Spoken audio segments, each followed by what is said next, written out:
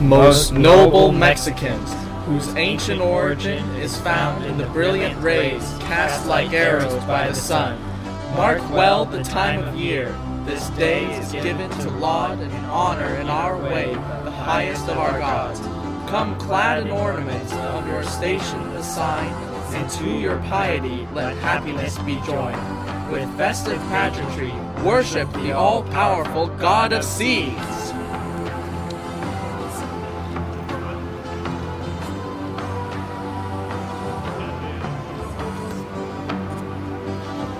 The riches of our lands in copious plenteousness are owing to the one who makes them bounteous. So bring your fervent thanks, and at the harvest time, give unto him his due, the first fruit of the vine. Let flow the purest blood, give from your own veins, to blend with many bloods, and thus his cult sustain.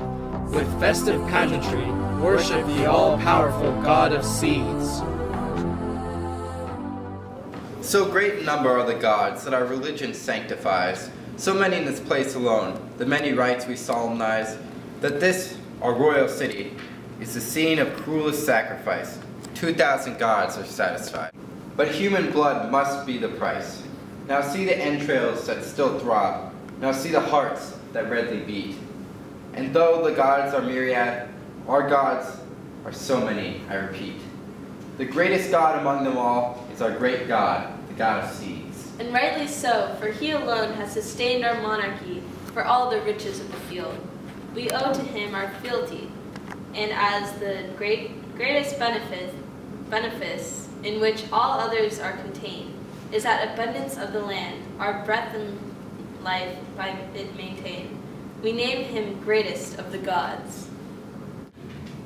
What matters all the glittering gold in which America abounds? What value precious ores untold if their excrescences befoul and sterilize a fertile earth, if no fruits ripen, no maize grows, and no tender buds spring forth? But the protection of this God is broader than continuance, with the provision of our food, of our daily sustenance. He makes a paste of his own flesh, and we partake with veneration, though first the paste is purified of bodily contamination. And so our soul he purifies of all its blemishes and its stains, and thus in homage to his cult may everyone with me proclaim, in festive pageantry, worship the all-powerful God of Seed.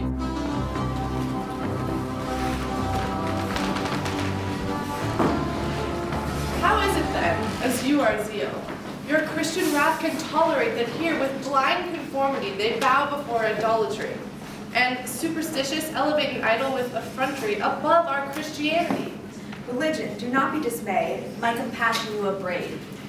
My tolerance you disavow. But see, I stand before you now. With arm upraised, unsheathe my blade. Which I address to your revenge. And now, retire, your cares allayed. As their transgressions I avenge.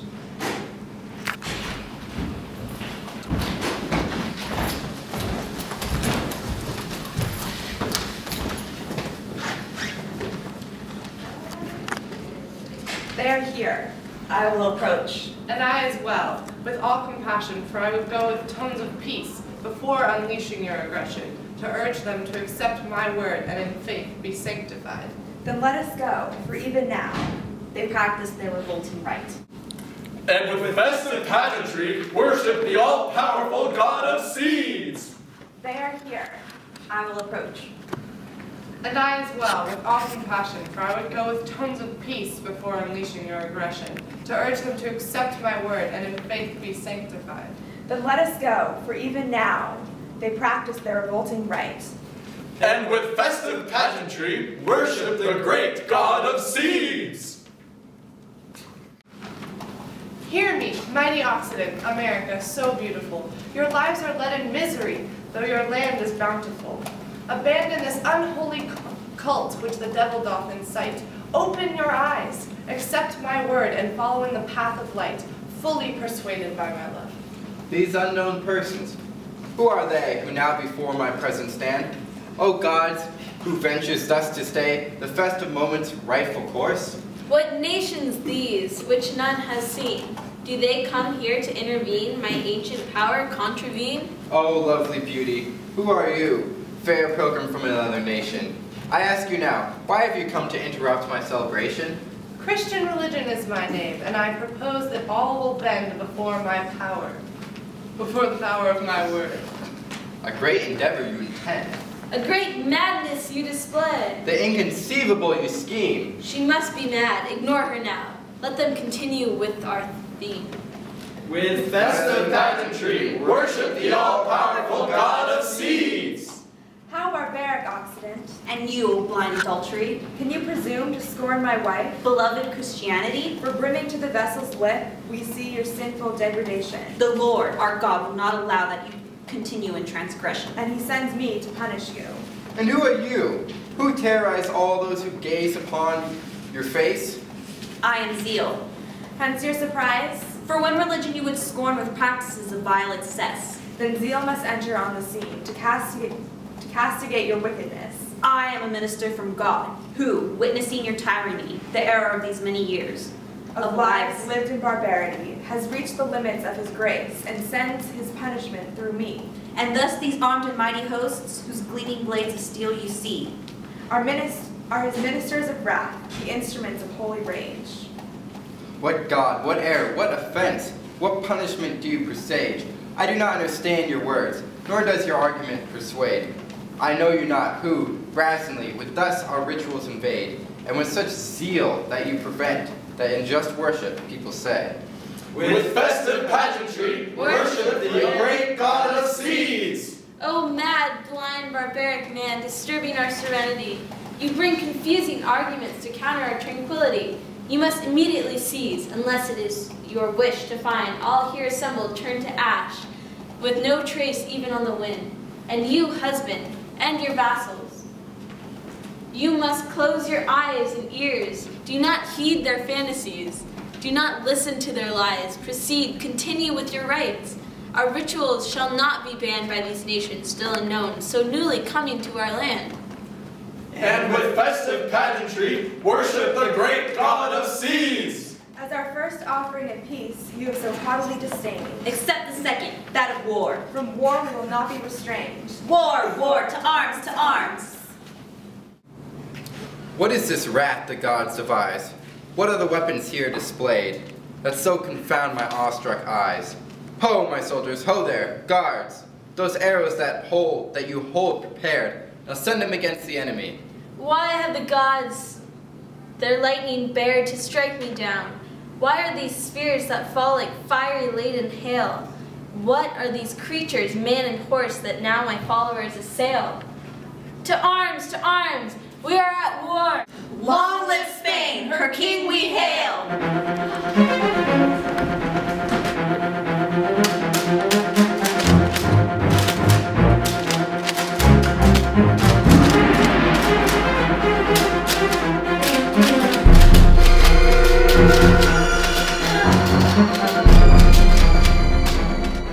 Great Lord of fruitfulness, he makes fertile all the fields. All the heavens bow to him.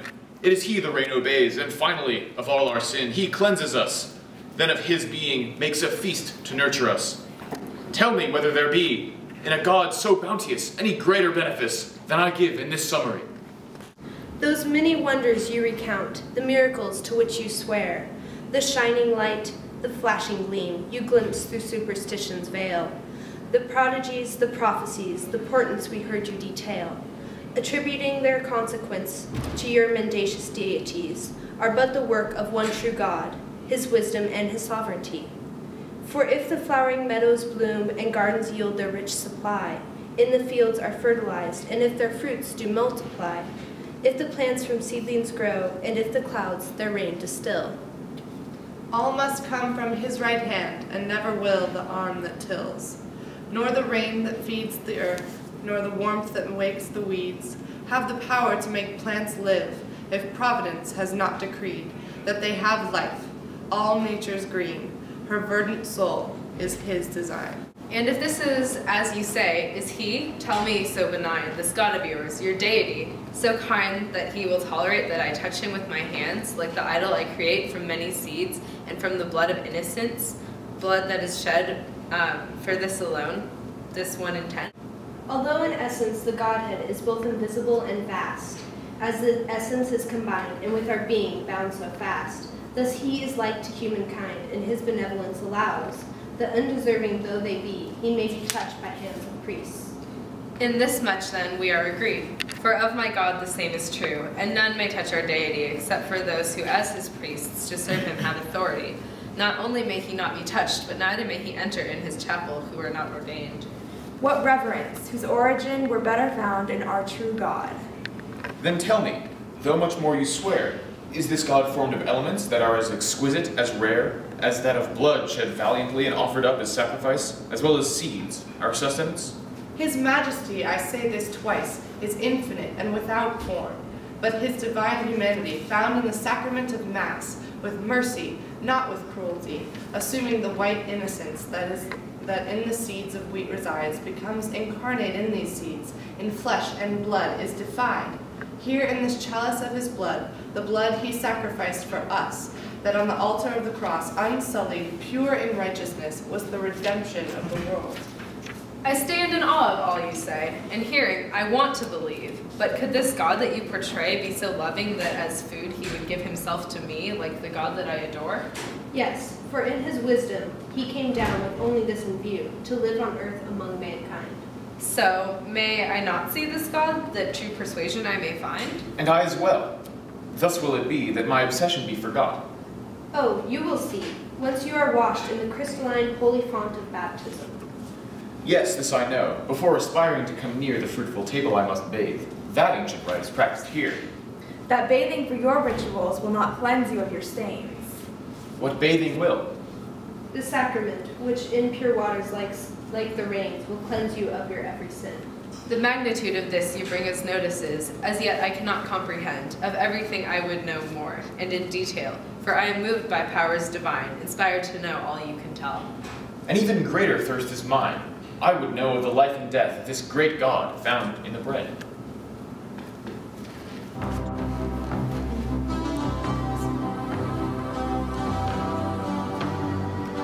My agony is exquisite. Come, show me how in bread and wine this God gives himself to me.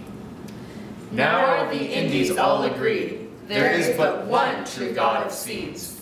With tender tears, by joy distilled, raise voices high, with gladness filled. Blessed the day I came to know the great God of seeds.